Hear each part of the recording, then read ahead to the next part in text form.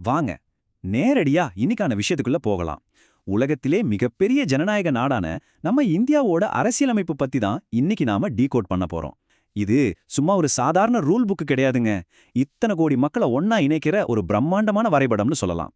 இந்த முழு அமைப்பும் எப்படி உருவாச்சு, இதுக்குள்ள என்னென்ன சுவாரஸ்யங்கள் இருக்குன்னு இப்போ நாம விரிவா பார்க்கலாம். முதல்ல டாக்டர் பி.ஆர். அம்பேத்கர் சொன்ன ஒரு விஷயத்த நம்ம கவனிச்சாகணும். உலகத்துல இருக்கிற எல்லா அரசியல் அமைப்புகளையும் அலசி ஆராய்ந்து தான் இதை நாங்க உருவாக்கணும்னு அவர் ரொம்ப வெளிப்படையாவே சொல்லியிருக்காரு. அதாவது ஒரு நாட்டோட அடித்தளத்தை உருவாக்கும் போது மற்ற நாடுகள்ல ஏற்கனவே சக்சஸ் ஆன பெஸ்ட் ஐடியாக்களை எடுத்து நம்ம ஊருக்கு ஏத்த மாதிரி மாத்தி அமைக்கிறதுல அவங்க எந்த தயக்கமும் காட்டல. இந்த மாபெரும் ஆவணத்தை புரிஞ்சுக்க ஒரு பெரிய கட்டிடத்தை சுத்தி பார்க்குற மாதிரி நாம இதை அப்ரோச் பண்ணலாம். இன்னைக்கு நாம பார்க்க போற லிஸ்ட் இதெல்லாம். 1 அதோட பிரம்மாண்டமான அடித்தளம், 2 நெகிழ்வுத்தன்மை மற்றும் கூட்டாட்சியோட கலவை, 3 அதிகார சமநிலை, 4 உரிமைகள் மற்றும் கடமைகள், அப்புறம் கடைசியா 5 இது வழக்கறிஞர்களுக்கான சுரங்கமான சொல்லப்படுற சில விமர்சனங்கள். செக்ஷன் 1 ஒரு பிரம்மாண்டமான அடித்தளம். முதல்ல இந்த டாக்குமெண்டோட பிரம்மாண்ட சைஸ் பத்தி பேசுவோம். இதை கேட்கும்போது உண்மையிலேயே உங்களுக்கு ரொம்ப ஆச்சரியமா இருக்கும். ஏன்னா உலகத்திலேயே மிக நீளமான எழுதப்பட்ட அரசியலமைப்பு இதுதான். அது மட்டும் அல்ல, இது டைப் பண்ணப்படல. பிரேம் பிஹாரி நரேன் ரைசாதா அப்படிங்கிறவரு தன்னோட கையாலேயே இட்டாலிக் ஸ்டைல்ல இதை முழுசா எழுதினாரு. சாந்தினிகேதன் கலைஞர்கள் இதை அழகா டிசைன் பண்ணாங்க. இது எந்த அளவுக்கு பிரம்மாண்டமானதுன்னா அரசியலமைப்பு நிர்ணய சபையோட சின்னமாவே யானை தான் ஏற்றுக்கொள்ளப்பட்டுச்சு. இதுல இன்னொரு முக்கியமான பாயிண்ட் என்னன்னா, இந்த டாக்குமெண்ட் காலப்போக்கில் பெருசாயிட்டே தான் வந்திருக்கு. நம்ம நாட்டோட பரந்த புவியியல் அமைப்பு, 1935 சட்டத்தோட வேர்கள், அப்புறம் நிறைய சட்ட வல்லுநர்கள் இதுல இருந்ததுனால இந்த டாக்குமெண்ட் ஒரு பெரிய யானை மாதிரி வளர்ந்துகிட்டே வருது. 1949ல 395 உறுப்புகள் இருந்த இடத்துல இப்ப அது எந்த அளவுக்கு விரிவடைஞ்சிருக்குன்னு நீங்களே பாருங்க. செக்ஷன் 2 நெகிழ்வுத்தன்மை மற்றும் கூட்டாட்சியின் கலவை. இதை உருவாக்குனவங்க எப்படி எந்த பிரஷரையும் தாங்குற மாதிரி இதோட கட்டமைப்பை டிசைன் பண்ணிருக்காங்கன்னு பார்க்கலாம். அமெரிக்காவோட அரசியலமைப்பு ரொம்ப ஸ்ட்ரிக்டா இருக்கும். ஆனா பிரிட்டன் ரொம்ப ஃப்ளெக்சிபிளா இருக்கும்.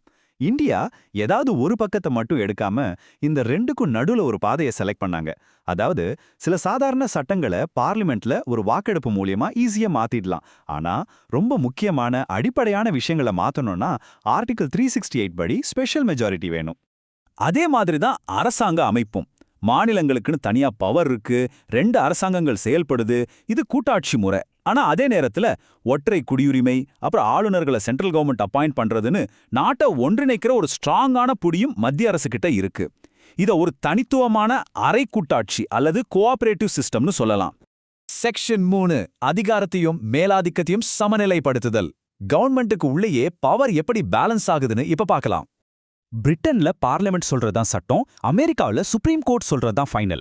ஆனா நம்ம அரசியலமைப்பு இது ரெண்டையும் ரொம்ப அழகா மிக்ஸ் பண்ணிருக்கு. அரசியலமைப்போட பெரும் பகுதியை துருத்துற அதிகாரத்தை பார்லிமெண்ட்டுக்கு கொடுத்திருக்காங்க. அதே சமயம் அந்த சட்டங்கள் அரசியலமைப்புக்கு எதிராக இருந்தா அதை கேன்சல் பண்ற பவரை சுப்ரீம் கோர்ட்டுக்கு கொடுத்திருக்காங்க. இந்த டைம்லைனை பாத்தீங்கன்னா இது எப்படி ஒரு உயிரோட்டமான ஆவணமா தொடர்ந்து அப்டேட் ஆயிட்டே இருக்குன்னு புரியும். 1973ல வந்த கேசவானந்த பாரதி கேஸ் ஒரு மிகப்பெரிய சேஃப்டி நெட். அரசியலமைப்போட அடிப்படை கட்டமைப்பை பார்லிமெண்டால மாத்தவே முடியாதுன்னு சுப்ரீம் கோர்ட் திட்டவட்டமா சொல்லிட்டாங்க. அப்புறம் 1976ல வந்த 42வது திருத்தத்தை ஒரு மினி கான்ஸ்டிடியூஷன்னே சொல்லலாம்.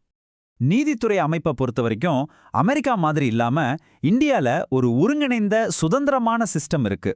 ஒரு பிரமிட் மாதிரி யோசிச்சுக்கோங்க. டாப்ல சுப்ரீம் கோர்ட், அடுத்த ஹை கோர்ட், அப்புறம் கீழமை நீதிமன்றங்கள். மத்திய சட்டமா இருந்தாலும் சரி, மாநில சட்டமா இருந்தாலும் சரி, இந்த ஒரே இண்டிபெண்டன்ட் சிஸ்டம் தான் அதை முழுசா நிர்வகிக்குது. செக்ஷன் 4 உரிமைகள், கடமைகள் மற்றும் வழிகாட்டுதல்கள். சரி, அரசாங்க கட்டமைப்பு பற்றி பார்த்தாச்சு. இப்போ நமக்கான இடம் என்ன?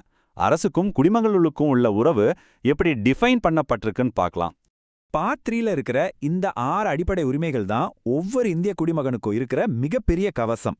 ஆனா இங்க நீங்க நோட் பண்ண வேண்டிய ஒரு முக்கியமான விஷயம் என்னன்னா, நேஷனல் எமர்ஜென்சி, அதாவது தேசிய நெருக்கடி நிலை டைம்ல இந்த உரிமைகளை நிறுத்தி வைக்க முடியும். இருந்தாலும் ஆர்டிகல் 20, 21 கொடுக்கிற தனிமனித சுதந்திர உரிமைகளை மட்டும் எப்பவுமே கேன்சல் பண்ண முடியாது. நமக்கு உரிமைகள் மட்டும் அல்ல, சில கடமைகளும் இருக்கு. தேசிய கொடியை மதிக்கிறது மாதிரி 11 அடிப்படை கடமைகளை 1976ல சேர்த்தாங்க. இன்னொரு பக்கம் அரசாங்கம் சட்டம் இயற்றும் போது எந்த மாதிரி விஷயங்களை மனசுல வச்சுக்கணும்னு சொல்றதுக்காக வழிகாட்டுதல் நெறிமுறைகள்னு ஒன்னு இருக்கு. இது சமதர்ம காந்திய கொள்கைகளை பேஸ் பண்ணி ஒரு நலன் புரிய அரச உருவாக்குறத இலக்கா வச்சிருக்கு. 1989ல நடந்த இந்த மாற்றம் நிஜமாவே ஒரு போல்டான எக்ஸ்பெரிமெண்ட். ஓட்டு போடுற வயசை 21ல இருந்து 18ஆ குறைச்சாங்க. நாட்டுல வறுமையும் எழுத்தறிவின்மையும் அதிகமா இருந்த அந்த காலத்திலே இவ்ளோ பெரிய மக்கள் தொகை மேல முழு நம்பிக்கை வச்சு அவங்களுக்கு வாக்குரிமை கொடுத்தது ஒரு மாபெரும் விஷயம் தானே. காலம் மாற மாற இந்த பிரம்மாண்டமான கட்டிடமும் விரிவடைஞ்சது. முக்கியமா 1992ல பஞ்சாயத்துகள், நகராட்சிகள்னு உள்ளாட்சி அமைப்புகளை கொண்டு வந்து அதிகாரத்தை மக்கள் கிட்ட இன்னும் நெருக்கமா கொண்டு போனாங்க. அதே மாதிரி அசாதாரண சூழ்நிலைகளை சமாளிக்க தேசிய, மாநில மற்றும் நிதி நெருக்கடி நிலை விதிகளும் இதுல தெளிவா இருக்கு. செக்ஷன் 5 விமர்சனங்கள். வழக்கறிஞர்களின் ஸ்வர்க்கமா? இவ்ளோ பெரிய விஷயத்தை பத்தி பேசும்போது கொஞ்சம் பின்வாங்கி இதுக்கு வந்த விமர்சனங்களை பத்தியும் நாம பார்க்காம இருக்க முடியுமா? ஒரு நடுநிலையான பார்வையில நம்ம இதை அணுகணும். சில விமர்சகர்கள் இது மேல ஸ்ட்ராங்கான விமர்சனங்களை வச்சிருக்காங்க. இது பல நாடுகள்ல இருந்து கடன் வாங்கப்பட்ட ஒரு ஆவணம்னும் 1935 சட்டத்தோட ஒரு கார்பன் காப்பினும் சொல்றாங்க. அது மட்டும் இல்லாம இதோட சட்ட மொழிகள் ரொம்ப சிக்கலா இருக்கறதால இது சாமானியர்களுக்கானது இல்ல, வெறும் வழக்கறிஞர்களுக்கான சொர்பம்னு ஒரு பார்வை இருக்கு. இதுல இருந்து நாம ஒரு சுவாரஸ்யமான கேள்வியோட இதை முடிச்சுக்கலாம். பல விஷயங்களை கடன் வாங்கி உருவாக்கப்பட்ட இந்த பிரம்மாண்டமான சிக்கலான கட்டமைப்பு உண்மையிலே ஒரு பலவீனமான கார்பன் காப்பியா, இல்ல காலத்துக்கு ஏத்த மாதிரி வளைஞ்சு கொடுக்கிற இந்த தன்மையால தான் உலகத்தோட மிகப்பெரிய ஜனநாயகம் இன்னைக்கும் இவ்ளோ ஸ்ட்ராங்கா நிலைச்சு நிக்குதா? நீங்க என்ன நினைக்கிறீங்கன்னு கொஞ்சம் யோசிச்சு பாருங்க.